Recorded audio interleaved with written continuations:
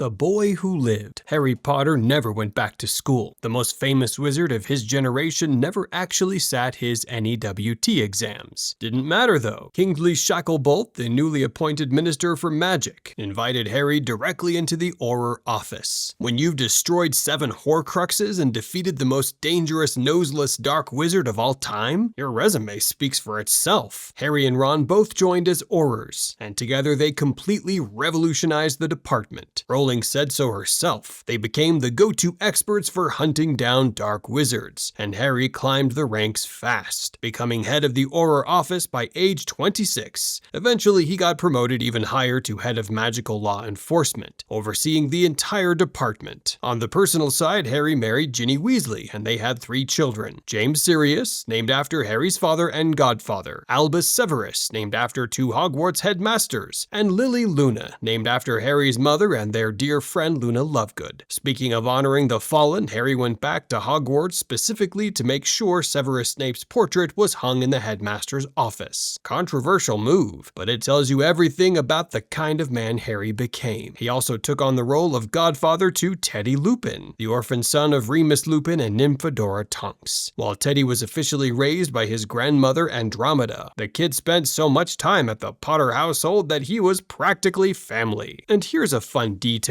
Harry, Ron, and Hermione all ended up on chocolate frog cards. Ron naturally called this his finest hour. We actually know what Harry looked like years later. At the 2014 Quidditch World Cup, Rita Skeeter described him as about to turn 34, with a couple of threads of silver in his famous black hair, still wearing those distinctive round glasses, sporting the lightning scar alongside a nasty cut over his right cheekbone. Some things never change. As for his relationship with the Dursleys, Harry didn't keep in touch with Vernon and Petunia, but he stayed on what Rowling called Christmas card terms with Dudley. He'd even bring his family to visit whenever they were in the area, which honestly might be the most shocking twist in this entire story. Ron Weasley. Ron joined Harry as an Auror right after the war, but here's the thing, he only lasted about 2 years. Ron eventually left the ministry to help his brother George run Weasley's Wizard Wheezies, and honestly, that feels so perfectly Ron. The joke shop thrived with him on board. George handled the creative side, inventing new products, while Ron brought the business sense and the customer instincts of someone who'd grown up counting every canute. Between the two of them, Weasley's Wizard Wheezies expanded into one of the most successful businesses in Diagon Alley. He'd had enough of the dark wizard hunting life and chose family instead. Ron married Hermione Granger, and together they had 2 children, Rose and Hugo Granger Weasley. He was also named godfather to Harry and Ginny's eldest son, James Sirius Potter. And in a move that is just peak Ron Weasley energy, he obtained a Muggle driving license. He's reportedly the only known pure-blood wizard to ever do this. How did he pass the test? He placed a Confundus charm on the driving instructor, because of course he did. Hermione Granger. Hermione did what none of her friends did. She went back to school. She returned to Hogwarts and sat her NEWT exams, because she's Hermione Granger, and there was absolutely no way she was going to have an incomplete education on her record. After graduating properly, she joined the Ministry of Magic, working first in the Department of Regulation and Control of Magical Creatures, where she fought for better treatment of house elves. She managed to improve their working conditions significantly, though she never fully achieved her dream of freeing all of them. Turns out most house elves still wanted to work, they just wanted to stop being treated like furniture. She then moved to the Department of Magical Law Enforcement, where she worked to eradicate outdated laws based in favor of pure-blood witches and wizards. Eventually, Hermione rose to the very top, becoming Minister for Magic herself, taking over from Kingsley Shacklebolt. Estimated salary, about 8,000 galleons a year, which works out to roughly $200,000. She also found time to translate the entire Tales of Beedle the Bard from Dumbledore's original copy, complete with his handwritten notes. That translation became one of the definitive texts in wizarding literature, essentially giving the entire wizarding world access to Dumbledore's private annotations for the first time. And one of the first things she did after the Battle of Hogwarts, she flew to Australia to find her parents and restore their memories. Rowling confirmed this, and honestly it might be the most emotionally satisfying detail in all of Harry Potter lore. Voldemort. Every person on this list got some kind of future after the war. Voldemort got what he deserved, but what actually happened to his soul, or lack thereof? A normal death would have been too easy, too clean, and honestly too generous for someone who spent decades terrorizing an entire world. world, while looking like a cursed egg. Because of the Horcruxes, 7 chunks of soul he'd ripped out himself and hidden across the wizarding world like the most deranged insurance policy ever created. Voldemort had wrecked his soul past the point of saving. Every Horcrux Harry and his friends destroyed took another piece off the table, and by the time the last one was gone, there was nothing left of Voldemort that was whole enough to move on. When Harry finally took him down in the Great Hall, that was it. Rowling confirmed that what was left of his soul got trapped in permanent limbo, meaning he's stuck between life and death with nowhere to go. His soul is too damaged to reach any kind of afterlife, and too far gone to come back as a ghost, just existing endlessly with no way out. He wanted to live forever. Technically, he got his wish. The Weasley family. Let's go through them all. Ginny Weasley became the star chaser for the Holyhead Harpies, an all-female professional Quidditch team. After retiring from the sport, she pivoted into journalism, became the sports editor and Quidditch correspondent for the Daily Prophet. She covered the 2014 Quidditch World Cup, and when Rita Skeeter called her husband publicity-hungry with an earshot, Ginny reportedly jinxed her in the solar plexus. Rita was taken unaccountably ill shortly after. Love that for her. George Weasley. This one hurts. George never fully recovered from the death of his twin brother Fred. He carried that grief for the rest of his life, but he honored Fred's memory in the most George way possible. He kept Weasley's Wizard Wheezies alive and thriving. With Ron's help, the joke shop became a massive success. Their products were so widely used that puking pasties were banned in most workplaces, and George became known as the bane of many a professor. He married Angelina Johnson, his fellow Gryffindor Quidditch teammate, and yes, the very same Angelina who dated Fred at Hogwarts. He named one of his children Fred, ensuring the name lived on. His daughter was named Roxanne. Bill Weasley continued working as a curse breaker for Gringotts, eventually returning to the work he'd been doing in Egypt. He and Fleur Delacour had 3 children together, Victoire, Dominique, and Louise. Victoire was born on the anniversary of the Battle of Hogwarts, which is why they chose her name. It means victory in French. Bill also wrote a handbook about dealing with werewolves that became standard reading for Auror trainees. And here's a fun connection. Victoire Weasley ended up dating Teddy Lupin, Harry's godson, so the Potter and Weasley families got even more intertwined. Charlie Weasley went right back to Romania to continue his work with dragons. As of 2014, he was still unmarried, which the Daily Prophet gossip column was more than happy to point out. Charlie never seemed bothered. When your office is a dragon reserve in the Carpathian Mountains, the dating pool is admittedly limited. Percy Weasley, the brother who broke the family's heart by siding with the Ministry, redeemed himself when he returned to fight alongside his family during the Battle of Hogwarts, reconciling with Fred just moments before Fred was killed. Percy went on to become head of the Department of Transportation at the Ministry. He married a witch named Audrey, and they had 2 daughters, Molly, named after his mother, and Lucy. Naming his daughter Molly was a quiet gesture from someone who'd spent years pretending his family didn't matter. Classic Percy, expressing emotion through paperwork and naming conventions. And speaking of Fred, let's take a moment. Fred Weasley was killed during the Battle of Hogwarts in an explosion. His death was the one Rowling has said hurt her the most personally. She started an annual tradition of apologizing to fans on the anniversary of the battle for the deaths of beloved characters. She's also apologized for Remus Lupin, Severus Snape, Dobby, and Sirius Black. Arthur and Molly Weasley survived the war and continued to be the heart of their family. Molly, of course, became legendary for one thing above all else. She killed Bellatrix Lestrange. Not my daughter,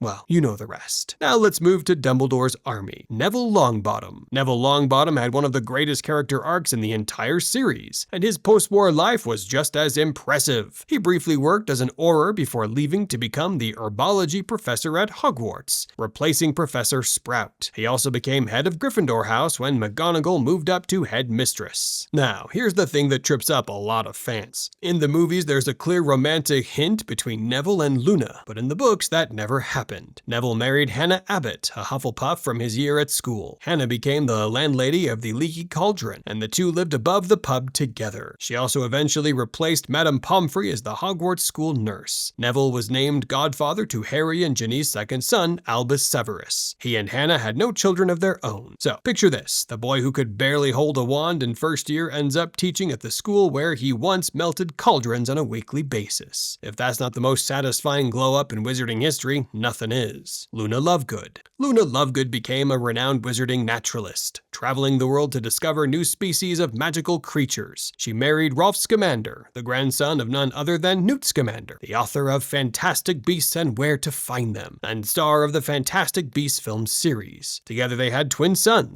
Lorcan and Lysander, and honestly, those names sound exactly like what Luna Lovegood would name her children. As for the crumple-horned Snorkack, Luna never found one, but knowing Luna, that probably just meant she hadn't looked in the right dimension yet. Her work as a naturalist took her to places most wizards wouldn't go on a dare, and she became one of the foremost experts on magical creatures that the mainstream wizarding world had spent centuries ignoring. The family lived near the Scamander estate, and Luna remained close friends with Ginny, Harry, and the rest of the old D.A. crowd. The rest of the D.A. Cho Chang, after her tragic doomed romance with Cedric Diggory and her brief relationship with Harry, eventually found love with a muggle. She stepped away from the wizarding spotlight entirely, which, given everything she'd been through, was probably the healthiest decision anyone in this story ever made. Dean Thomas survived the war after narrowly escaping Malfoy Manor and fighting bravely in the Battle of Hogwarts. He was also a talented artist, the kind of detail that gets lost in all the war heroics. After the battle, Dean returned to a world where he could finally live without looking over his shoulder. Seamus Finnegan fought right alongside him and became famous for his signature explosive talents, particularly blowing up the wooden bridge during the final battle. For once, Seamus blowing something up was exactly what everyone needed. Colin Creevey wasn't so lucky. The Muggle-born student was expelled from Hogwarts when Voldemort took over, but he snuck back in when Dumbledore's army was reassembled. He was killed by Death Eaters during the battle. He was only 16. He wasn't supposed to be there at all. He was underage and he had been told to leave. But Colin had spent his entire Hogwarts career chasing after heroes, and in the end he died being one. His younger brother Dennis lost the person who'd first told him magic was real. Now, let's talk about the Hogwarts staff. McGonagall. Professor McGonagall became headmistress of Hogwarts after the war, a position she held well into the events of the Cursed Child. Set 19 years later, she was awarded the Order of Merlin, first class by Kingsley Shacklebolt, got her own chocolate frog card, and made the arrangements that brought Neville Longbottom on as herbology teacher. She oversaw the entire restoration of the castle, no small task when half the walls are rubble and the other half are still cursed. McGonagall ran Hogwarts the way she ran a classroom, firm, fair, and with zero tolerance for nonsense. 19 years after the war, she was still at it, sharp enough to notice when Albus Potter and Scorpius Malfoy failed to arrive at school, and she personally alerted their parents. Retirement was apparently never on her agenda. Hagrid and Slughorn. Hagrid continued teaching at Hogwarts. He stayed on as both keeper of keys and care of magical creatures professor, because one job involving dangerous animals apparently wasn't enough. His romance with Olympe Maxime did not last, and he never married. But in the epilogue, we learn that he invited Albus Severus Potter for tea during his first year, just like he'd done with Harry all those years ago. That detail alone is enough to make you cry. Horace Slughorn returned to retirement after the Battle of Hogwarts, having dueled Voldemort himself alongside McGonagall and Kingsley during the final fight. Not bad for a man who just wanted to collect famous students. His portrait now hangs in the Slytherin common room, and his bravery helped start repairing the reputation of a house that had spent centuries associated with dark wizards. The Malfoy family. Now this is fascinating. Draco Malfoy, Lucius, and Narcissa all avoided Azkaban. How? Two reasons. Their last-minute switch in allegiance, and more importantly, the fact that Narcissa lied directly to Voldemort's face when she told him Harry was dead in the Forbidden Forest. The Malfoys also provided evidence that helped the Ministry track down Death Eaters who had fled after the war. Draco married Astoria Greengrass, the younger sister of his Slytherin classmate Daphne. Together they had one son, Scorpius Hyperion Malfoy. But here's what really matters. Draco changed. His experiences with the Death Eaters filled him with genuine remorse, and he and Astoria made a conscious decision to raise Scorpius without the pure-blood supremacist beliefs Draco had grown up with. This actually caused friction between Draco and his parents, who never fully abandoned those old views despite having defected from Voldemort. Tragically, Astoria died from an inherited blood curse before Scorpius' third year at Hogwarts, leaving Draco a widower. But Scorpius went on to become best friends with Albus Severus Potter, proving that the next generation could break the cycle their parents started. Lucius Malfoy became a shell of himself. Actor Jason Isaacs put it perfectly. Whether the Death Death Eaters won or lost, there was nothing good waiting for Lucius. He was a man stuck in a doorway while his family disappeared into the distance. As for the other Death Eaters, the Caro siblings, Amicus and Alecto, survived the battle only because they were tied up in Ravenclaw Tower before it ended. They were almost certainly sent straight to Azkaban. Antonin Delahove, responsible for Remus Lupin's death, was defeated by Professor Flitwick and likely imprisoned. Augustus Rookwood, potentially the culprit behind the explosion that killed Fred, was stunned by Aberforth Dumbledore and sent to Azkaban. Vincent Crabbe died in the Room of Requirement when his own fiend fire consumed him, though interestingly the movie swapped this so Goyle was the one who died instead. Walden McNair, the executioner who once tried to behead Buckbeak, was knocked unconscious by Hagrid during the Battle of Hogwarts, and likely faced trial afterward. Fenrir Greyback, the werewolf who attacked Bill Weasley and terrorized Muggle-born families, was brought down by a combined effort from Ron and Neville during the final battle. Given his extensive list of crimes including attacking children, Azkaban was the best-case scenario for him. Dolores Umbridge. And the best news, Dolores was imprisoned in Azkaban for crimes against Muggle-borns. That one felt good. Her trial was practically a formality. The crimes were so well documented that even the Ministry couldn't drag its feet. Here's the ironic part. By the time Umbridge arrived at Azkaban, Kingsley Shacklebolt had already removed the Dementors from the prison entirely. The woman who had used Dementors as her personal intimidation squad ended up in a version of Azkaban that was actually humane, guarded by Aurors, protected by wards, with conditions she would never have approved of. The rest of the wizarding world. Kingsley Shacklebolt went from acting minister to officially elected Minister for Magic, a position he held for many years. He's notable for being the only member of the Order of the Phoenix from the Department of Mysteries battle to survive the entire Second Wizarding War. He immediately employed Harry, Ron, and Neville as Aurors after the battle to help round up the remaining Death Eaters. Oliver Wood, Harry's beloved Quidditch captain, joined the professional leagues as reserve keeper for Puddlemere United. And Rita Skeeter, she kept doing exactly what Rita Skeeter does. In 2014, she published a gossip column about the Quidditch World Cup and was working on a book called Dumbledore's Army, The Dark Side of the D-Mob. Some people never change. Teddy Lupin. Teddy is the character who carries the war's heaviest inheritance. Both his parents, Remus Lupin and Nymphadora Tonks, were killed in the Battle of Hogwarts, making him an orphan before he could even remember their faces. He was raised by his grandmother, Andromeda Tonks, who had already lost her husband Ted to Death Eater hunters during the war. Like his mother, Teddy is a metamorph magus, able to change his appearance at will. He reportedly liked to change his hair color at the dinner table, which sounds chaotic and exactly what you'd expect from the son of a marauder's best friend, and a woman who would morph her nose into a pig snout for laughs.